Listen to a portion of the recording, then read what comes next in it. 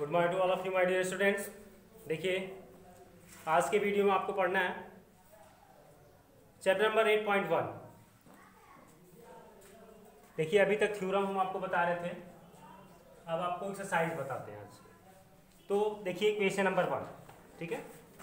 तो ये जो थ्योरम 8 थ्योरम आपको हमने बताया है, उसके बाद उसी पे बेस देखिए कुछ यही वाली एक्सरसाइज है। कुछ क्वेश्चन देखिए। नंबर 1 है, ये चतुर्भुज के कोण 3:5:9:13 के अनुपात में है, ठीक है। इस चतुर्भुज के सभी कोण ज्ञात कीजिए, ठीक है। चलिए देखिए, पहले रेशियो देख लीजिए। कोणों का अनुपात,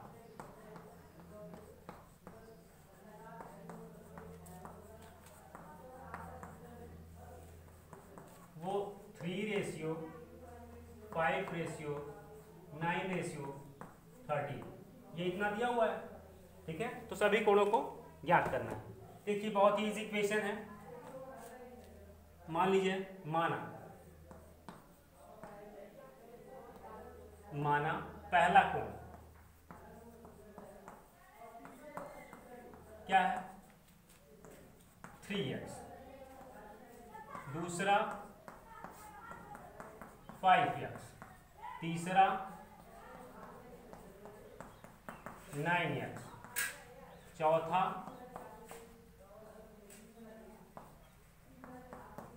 13x। देखिए चूंकि हमें पता है कि चतुर्भुज के चारों अंतर कोणों का योग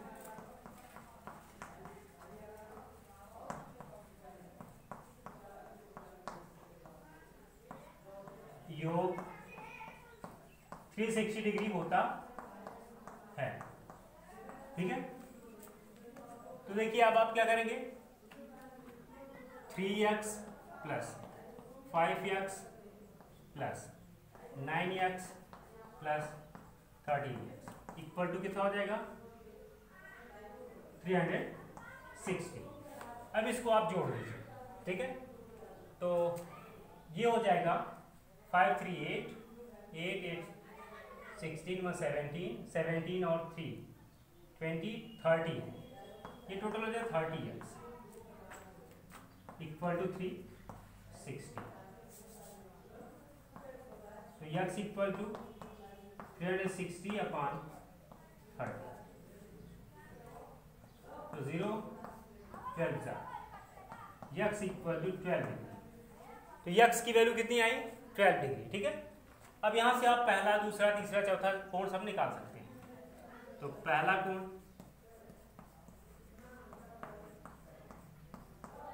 3 इंटू 12 36 डिग्री, ठीक है।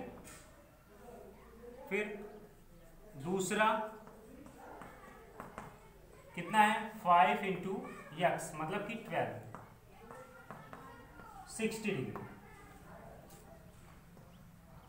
फिर तीसरा देखिए, तीसरा को 9 इंटू 12 डिग्री, तो 108 हो जाएगा, ठीक है। चौथा देखिए, चौथा को 13 इंटू 12 डिग्री, 12 3 जा 36, 12 1 12 और 3 15, ये इतना आ गया। देखिए बहुत ही इजी इक्वेशन था ये, ठीक। अब आप इसको नोट करिए, इसको नोट करिए। अगला देखिए, अगला क्वेश्चन क्या है। अगला क्वेश्चन है, यदि एक समांतर चतुर्भुज के विकर्ण बराबर हो तो दर्शाइए कि वह एक आयत है, ठीक है। क्वेश्चन नंबर 1 ये तो यहाँ पे मान निकालना था चारों कोणों का। अगला क्या है कि एक समांतर चतुर्भुज दिया हुआ जिसका विकर्ण समान है, तो कह रहा है कि वो एक आयत है। अब इसको नोट करिए, फिर आगे बताते हैं।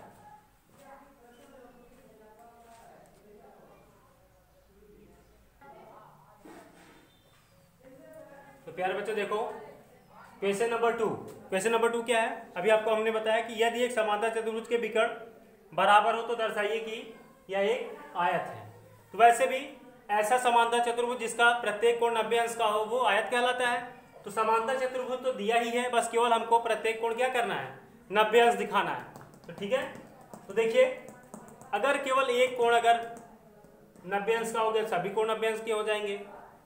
तो देखिए अगर हम इसको बराबर सिद्ध कर दें, ठीक है, एंगल 1 और 2 अगर बराबर सिद्ध कर दें कि एंगल 1 बराबर 2 है, अगर 1 इक्वल टू 2 हो गया तो चूंकि angle 1 plus 2 equal to 180 degree होगा, क्योंकि AD पैरेलल BC, यदि दो समांतर रेखाओं को तिर्यक रेखा काटे तो तिर्यक रेखा के कई और के अंतःकोणों को 180 अंश होता है।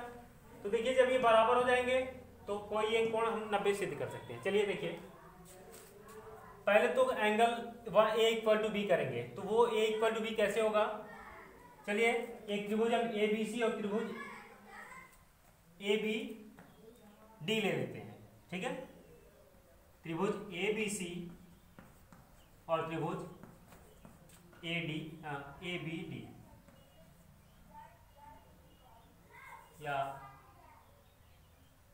BA लिखिए,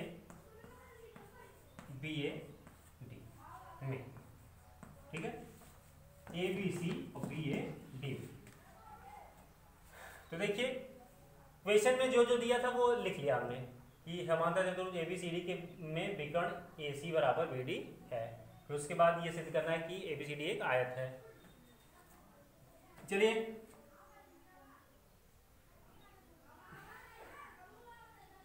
तो BC इक्वल टू क्या है? AD समांतर चतुर्भुज की सम्मुख भुजा, ठीक है, समान होती है। फिर उसके बाद AB इक्वल टू AB उभयनिष्ठ, ठीक है। उसके बाद विकर्ण AC equal to BD, AC equal to BD, ये क्या है दिया हुआ है। अब देखिए आप त्रिभुज ABC सर्वांगसम हुआ त्रिभुज BAD के, by side side side congruence condition. तो देखिए जब त्रिभुज ABC BAD के सर्वांगसम हो गया तो हम ये वाला कोण बराबर ये वाला कोण लिख सकते हैं, ठीक है। तो इसलिए क्या हुआ, angle A equal to angle B बराबर हो गया बाई CP/CD, ठीक है। और लिखिए चूंकि AD पैरेलल BC है और AB एक तिर्यक रेखा है,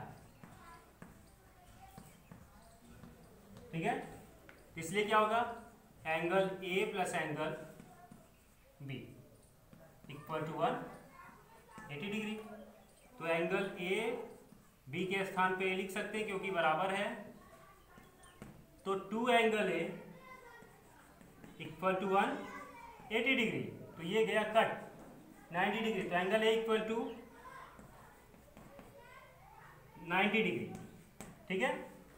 तो देखिए क्योंकि angle A equal to angle B, ठीक है, इक्वल टू, ठीक है, फिर इसलिए angle B equal to 90 degree, ठीक है। इसी प्रकार क्या हो जाएगा, क्योंकि angle A equal to angle C, ठीक है, समांतर चतुर्भुज के सम्मुख कोण समान होते हैं, तो इसलिए एंगल C इक्वल टू क्या हो जाएगा 90 डिग्री और angle B equal to angle D होता है, क्यों, समांतर चतुर्भुज के सम्मुख कोण समान होते हैं, तो इसलिए एंगल D इक्वल टू क्या हो जाएगा 90 डिग्री। अतः लिख देंगे इसलिए angle A equal to angle B equal to angle C equal to angle D equal to 90 degree. तो अतः लिख देंगे, अतः ABCD एक आयत, ठीक है, प्रूफ, ये एक आयत है, क्योंकि ऑलरेडी वो समांतर चतुर्भुज था ही, बस हमको चारों कोण क्या करना है, 90 डिग्री दिखाना था, तो हमने चारों कोण को 90 डिग्री दिखा दिया।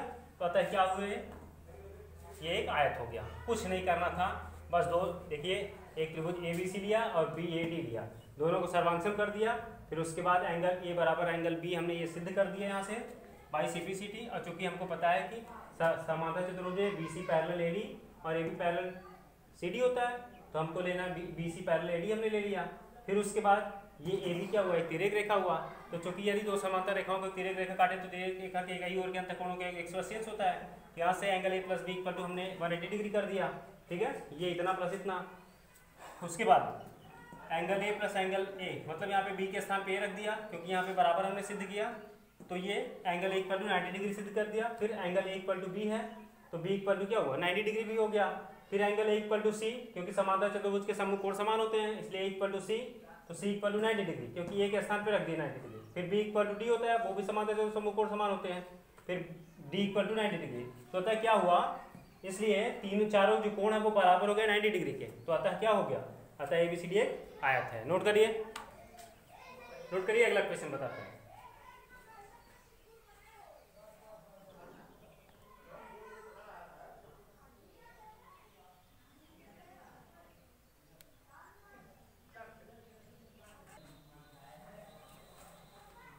यार बच्चों देखो, क्वेश्चन नंबर 3 है कि दर्शाइए कि एक चतुर्भुज के विकर्ण परस्पर समकोण पर समद्विभाजित करें तो वह एक समचतुर्भुज होता है, ठीक है, समकोण पर समद्विभाजित करें तो वो चतुर्भुज समचतुर्भुज होता है। देखिए वैसे भी समचतुर्भुज में क्या होता है कि समचतुर्भुज के विकर्ण परस्पर समकोण पर समद्विभाजित करते हैं, ठीक है, तो उसी का जस्ट अपोजिट है।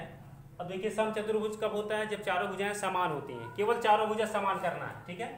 तो यहाँ पे हमने गिवन दैट में क्या लिख लिया कि चतुर्भुज ABCD में विकर्ण AC परपेंडिकुलर BD और बिंदु O पर इस प्रकार प्रतिच्छेद करती है कि OA इक्वल टू OC और BD OB equal to OD, मतलब कि ये बराबर ये और ये बराबर ये, और जो AC वो परपेंडिकुलर BD है। तो सिद्ध क्या करना है कि ABCD एक समचतुर्भुज है। प्रूफ है, देखिए देखिए अगर चारों भुजाएं समान कर दे रहे हैं, ठीक है, बस चारों भुजाएं समान कर दे रहे हैं, तो भुजा कब समान होगी, जब हम त्रिभुज को सर्वांगसम सिद्ध करते हैं। तो चलिए त्रिभुज कौन कौन सा ले लें, यहाँ तो सभी 90 डिग्री होंगे हैं, त्रिभुज ले लेते हैं AOD और AOB, AOD और त्रिभुज AOB। ले सकते हैं DOC और BOC, ये भी ले सकते हैं। चलिए देखिए पहले तो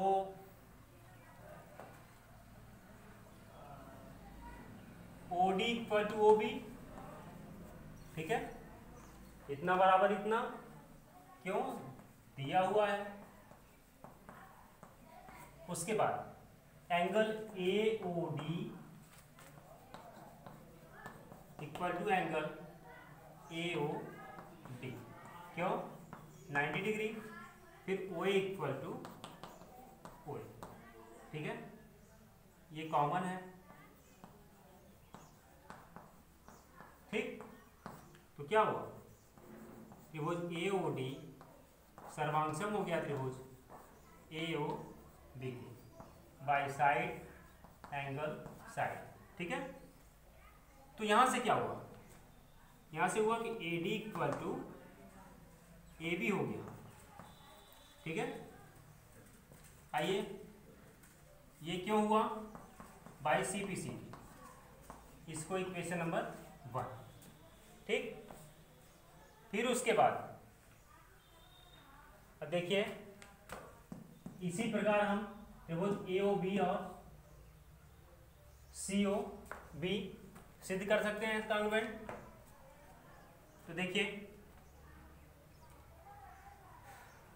त्रिभुज किसमें AOB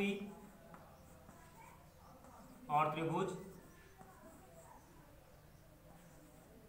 COB में, ठीक है। तो क्या हुआ, OA equal to OC, angle AOB equal to COB, ठीक है। ये दिया हुआ है और ये 90 डिग्री है, ठीक है। और OB क्या है, कॉमन है, ठीक है, उभयनिष्ठ है। तो क्या हुआ, त्रिभुज OAOB सर्वांगसम हो गया त्रिभुज COB के। वो कैसे, बाई साइड एंगल साइड, ये हो गया। तो अब क्या हुआ, AB इक्वल टू क्या हो गया, AB इक्वल टू BC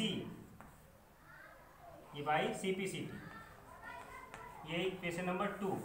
अब देखिए, इसी प्रकार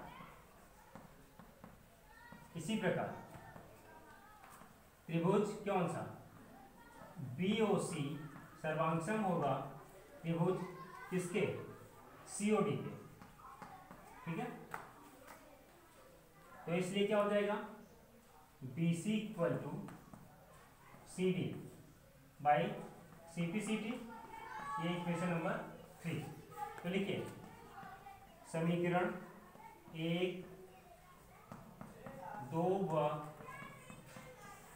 3 से, ठीक है। तो यहाँ एक यहाँ हो गया, मतलब कि AD equal to AB equal to BC और BC equal to CD, AB equal to BC equal to CD equal to AD। अतः लिखिए जब चारों भुजा समान हो गई, ठीक है, जब चारों भुजाएं समान हो गई तो अतः क्या लिख सकते हैं, अतः ABCD एक समचतुर्भुज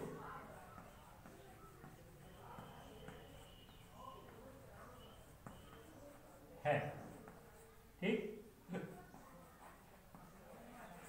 प्रूव हो गया, ठीक है। कुछ किए नहीं, जो जब हम दोनों विकर्णों को एक दूसरे से मिला दिए, ठीक है, वो एक दूसरे को समकोण पर समविभाजित किया, तो ये जो त्रिभुज बने हैं चारों, इनको आपस में हमने क्या कर दिया, सर्वांगसम कर दिया। जब त्रिभुज सर्वांगसम कर दिया तो यहाँ से सर्वांगसम त्रिभुज के संगत भाग से ये AB बराबर AD हो गया, फिर उसके बाद AB बराबर BC हो गया, फिर BC बराबर CD हो गया। तो ये चारों आपस में बराबर हो गए।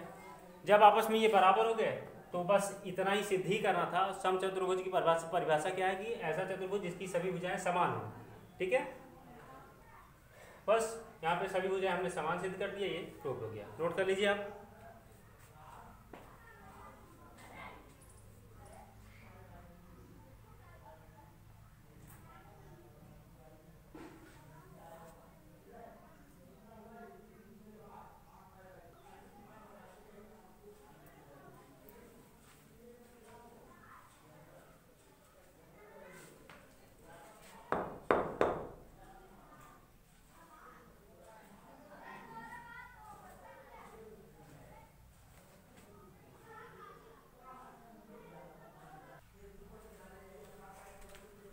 फिर बच्चों क्वेश्चन नंबर 4 देखिए, कह रहा है कि दर्शाइए कि एक वर्ग के विकर्ण बराबर होते हैं और परस्पर समकोण पर समद्विभाजित करते हैं, ठीक है। ABCD हमने एक वर्ग लिया है, ठीक है।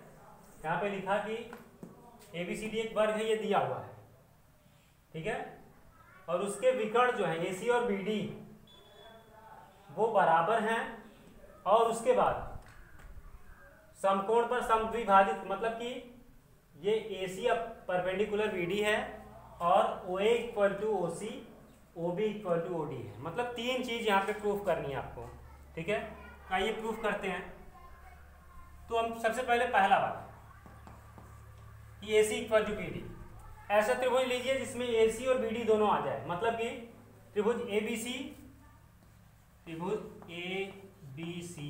और त्रिभुज B A D, A B C B A D, यहाँ पे ए सी और बी डी दोनों आ जाएंगे। तो देखिए क्योंकि वर्ग की सभी भुजाएं समान होती हैं, तो इसलिए A D equal to B C या B C equal to A D हो जाएगी। यहाँ लिखेंगे वर्ग की भुजा। उसके बाद angle A equal to angle, इसमें ए बी सी में पहले बी होगा तभी होगा, तो बी इक्वल टू ए। क्यों? 90 डिग्री, सभी कोण समान होते हैं, 90 डिग्री के होते हैं। उसके बाद ए बी क्या है? A B equal to A B, उभयनिष्ठ। ठीक, ये उभयनिष्ठ हो गया। तो हुआ क्या? त्रिभुज ए बी सी सर्वांगसम हुआ त्रिभुज बी ए डी के by side angle side, congruence condition. तो हुआ क्या? अब अतः लिख देंगे, अतः A C equal to B D. क्यों? By C P C T. ठीक है, ये वाला प्रूव्ड हो गया। एक तो प्रूव्ड हो गया आपका। आइए फिर सेकंड देखते हैं, दूसरा वाला, ए सी परपेंडिकुलर बी डी। तो आइए देखते हैं। अब हमको सिद्ध करना है ए सी परपेंडिकुलर बी डी। तो कोई, अब देखिए, एडजेसेंट ट्रायंगल लेना पड़ेगा, चाहे हम इसको ले लें, चाहे इसको ले लें। ठीक है, चलिए। तो ले लेते हैं त्रिभुज ए ओ डी और त्रिभुज सी ओ डी में। ठीक है, सी ओ डी। अब देखिए, चूंकि A D equal to C D हो जाएगा, A D equal to C D हो जाएगा, A D equal to C D. ठीक है,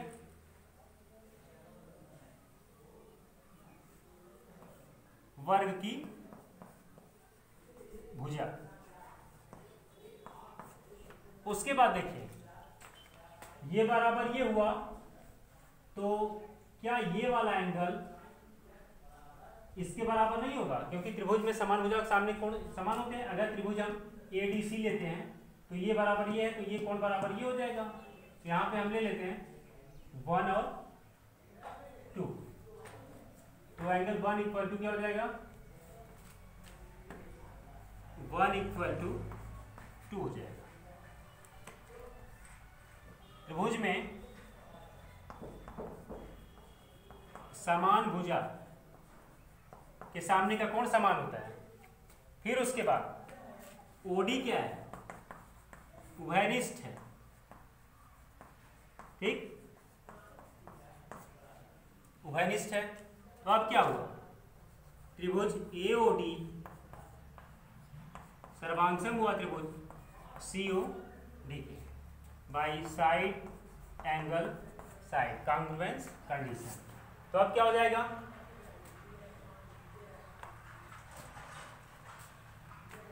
अब यहां से आपका होगा क्या?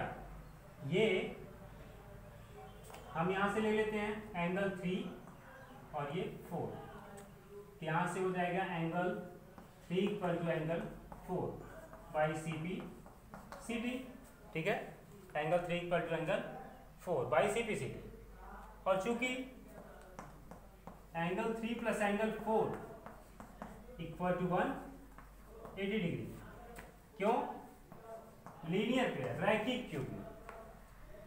तो एंगल 3 प्लस एंगल 4 के स्थान पे 3 कर देते हैं, तो ये 2 एंगल 3 इक्वल टू 180 डिग्री, ठीक है। तो ये 2 से 180 कट जाएगा, 90 आ जाएगा, तो angle 3 equal to angle 90 degree, angle 3 equal to 90 degree. तो इसका मतलब क्या हुआ, अतः 90 डिग्री एक अगर कोण 90 अंश का हो गया, सभी कोण 90 अंश के हो जाएंगे, तो अतः लिख देंगे AC परपेंडिकुलर BD। यहां से आपका दूसरा वाला प्रूफ हो गया, ठीक है। उसके बाद देखिए,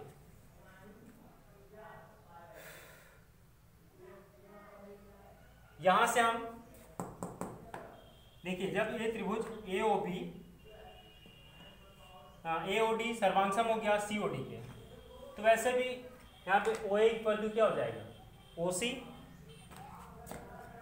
यहाँ से OA equal to OC by CPCT।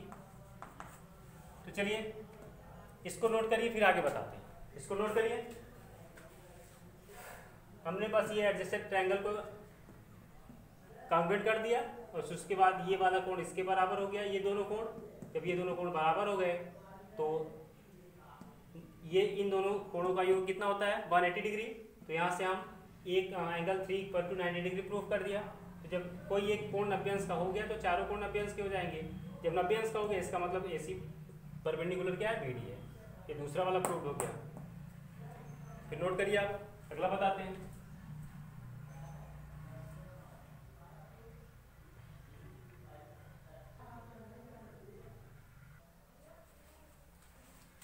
यार बच्चों, इसका तीसरा देखिए, एक तो OA इक्वल टू OC सिद्ध कर दिए हम। चलिए यहाँ पे अपोजिट ट्रायंगल लेते हैं, ट्रायंगल AOB और ट्रायंगल COD, ठीक है। चूंकि हमको पता है कि ये समांतर, जो वर्ग होता है एक समांतर चतुर्भुज होता है, ये पैरेलल इसके होगा। तो यहां से हम इसको एंगल 5 कर दे रहे हैं, ठीक है, और ये हम इसको 6 कर दे रहे हैं। देखिए पहले तो आप देख लीजिए, angle 5 equal to angle 2, alternate interior angle, ठीक है।